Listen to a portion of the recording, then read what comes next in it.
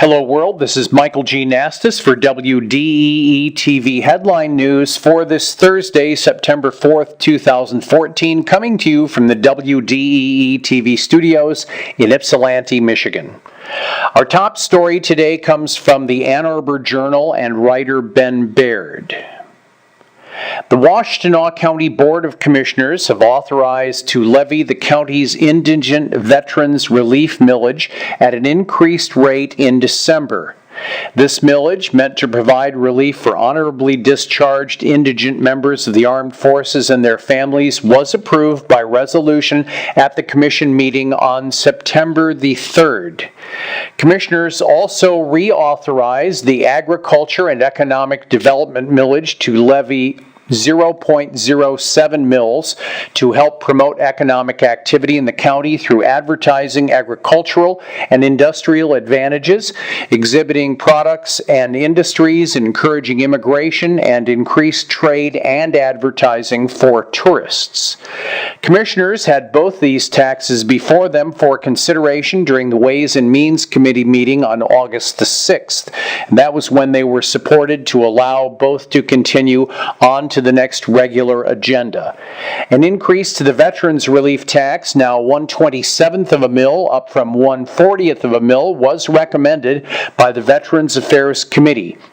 This will be a tax of $3.70 for every $100,000 of taxable value on residents' homes. The millage generated $463,160 in 2014 and is projected to generate $540,887 for 2015 with the increase. It was first levied in 2008. The increase to the millage was recommended for multiple reasons: to keep pace with the cost of living, the anticipated release of current active duty soldiers, and increases in death rates among veterans of World War II, the Korean, and Vietnam Wars. A public hearing for the millage was held on July 9th.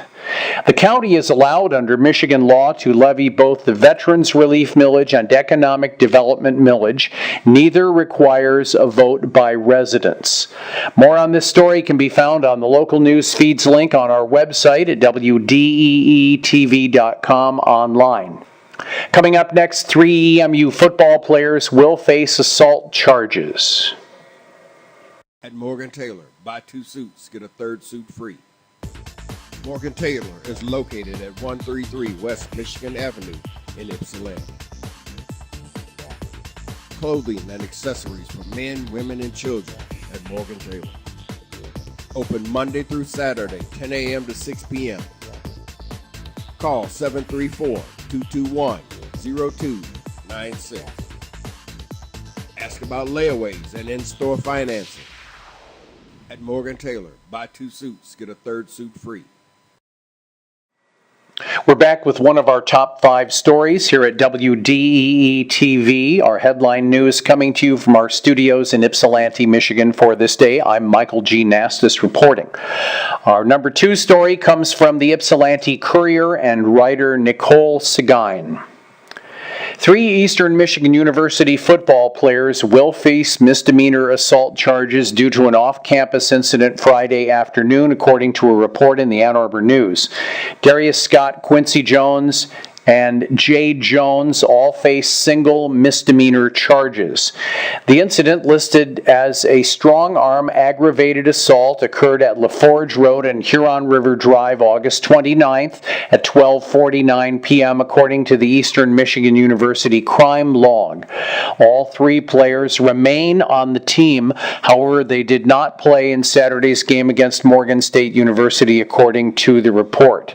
Quote, "We are aware of the situation involving the EMU student athletes," said Assistant Athletic Director Greg Steiner, telling the Ann Arbor News. He also said, "Right now we're following standard EMU policy regarding disciplinary actions." More on this story can be found on the local news feeds link on our website at WDEE.com. And coming up next, mysterious fake cell phone towers have been found across the country.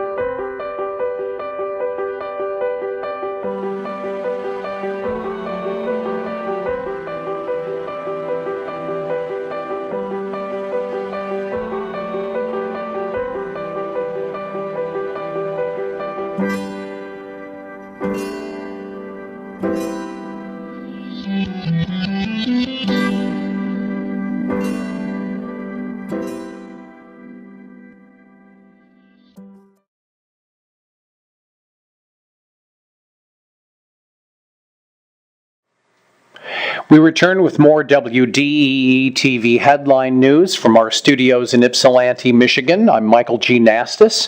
Our third story today comes from the Business Insider and writer Jack Dutton.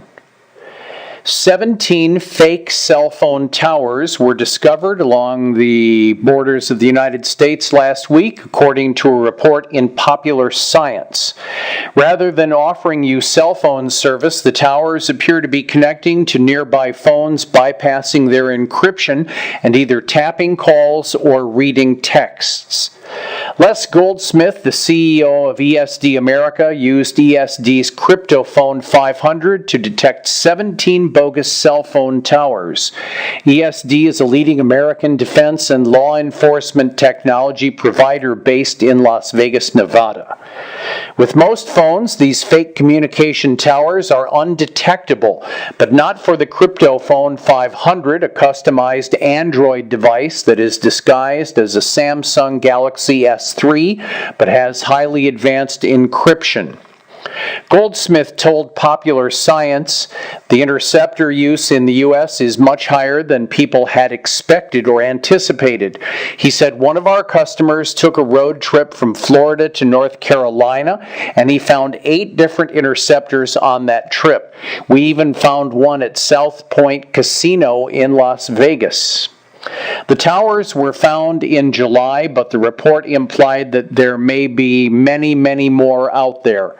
Although it is unclear who owns the towers, ESD found that several of them were located near U.S. military bases. The quote, "Whose interceptor is it? Who are they that's listening to calls around the military bases? It is just the U.S. military, possibly, or are they foreign governments doing it? The point is, we really don't know whose they are," Goldsmith continued and said to Popular Science. "It's probably not just the NSA that the agency can tap in all it wants without the need for bogus towers," VentureBeat reported. Not the NSA, cloud security firm Silver Sky CTOS VP, and their person Andrew Jacketh told them, "The NSA doesn't need a fake tower." He said they can just go to the carrier and tap your line. Now, Computer World points out that the fake towers gave themselves away by crushing down the performance of your phone from 4G to 2G while the intercept is taking place. So if you see your phone operating on a slow download signal while you're near a military base, maybe make that call from somewhere else. In an amazing coincidence, police departments in a handful of U.S. cities have been operating Stingray or hailstorm towers, which, you guessed it, conduct surveillance on mobile phone activity. They do that by jamming mobile phone signals, forcing phones to drop down from 4G and 3G networks and those bands to the older, more insecure 2G band. More on this story can be found on the local news feed link on our website at WDEE-TV.com without any fear of being spied on. Coming up next, Toyota plans to expand safety research in Ann Arbor with $35 million commitments. At Morgan Taylor, buy 2 suits, get a 3rd suit free. Morgan Taylor is located at 133 West Michigan Avenue in Ypsilanti. Clothing and accessories for men, women, and children at Morgan Taylor. Open Monday through Saturday, 10 a.m. to 6 p.m. Call 734-221-0296. Ask about layaways and in-store financing. At Morgan Taylor, buy 2 suits, get a 3rd suit free. Welcome back. Michael G. Nastos for WDEE-TV Headline News. Our studios in Ypsilanti, Michigan is where we broadcast from online. Our fourth story today comes from the Detroit Free Press and business writer Elisa Priddle. Toyota announced today a $35 million investment over the next 6 years at its Collaborative Safety Research Center in Ann Arbor. The infusion of capital will allow the center, which is part of the Toyota Technical Center, to focus on the transmission to automated and connected vehicle technologies. The automaker is demonstrating some of that technology Thursday in Ypsilanti and Friday in Detroit.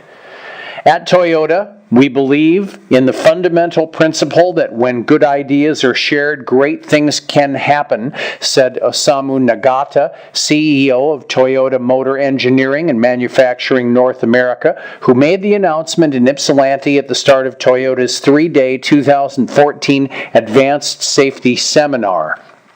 New research will focus on guidelines for touch screens and sensors that deliver safety information to drivers and enable cars to communicate with each other to avoid collisions. Cars, homes, and offices will become increasingly connected. Consumers will have more information delivered to them through cell phones, tablets, touch screens, and wearable devices. Quote, as new automotive technologies continue to evolve, CSRC is committed to working with its partners across the industry and beyond to help realize a future of mobility that is safer and greater than today, Nagata said. The center was created in 2011. Toyota employees work with institutions across North America to advance safety. The first phase of research was to conclude in 2016, but will continue through this decade. More on this story on our local news feed on our website, WDEE-TV.com. Safety is a good thing. Coming up next, Chelsea's annual Ghoultide Gathering to return in October.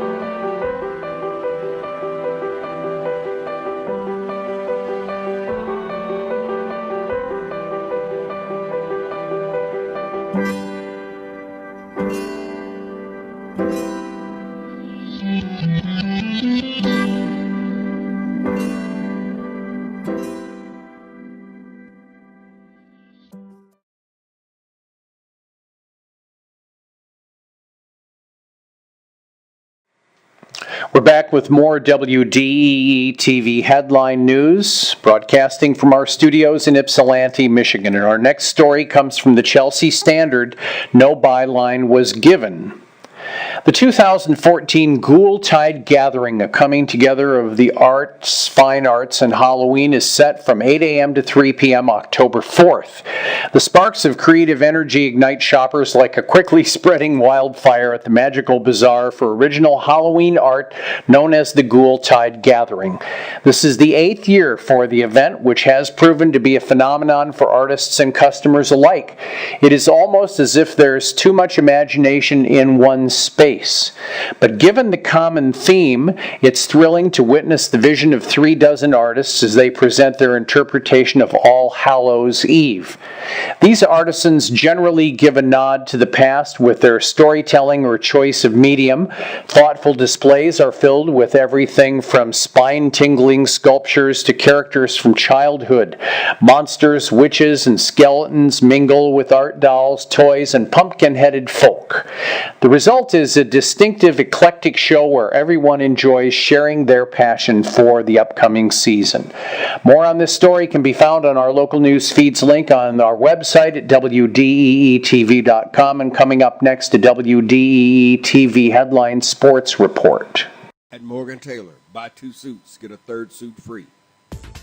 Morgan Taylor is located at 133 West Michigan Avenue in Ypsilanti. Clothing and accessories for men, women, and children at Morgan Taylor. Open Monday through Saturday, 10 a.m. to 6 p.m. Call 734-221-0296. Ask about layaways and in-store financing. At Morgan Taylor, buy 2 suits, get a 3rd suit free.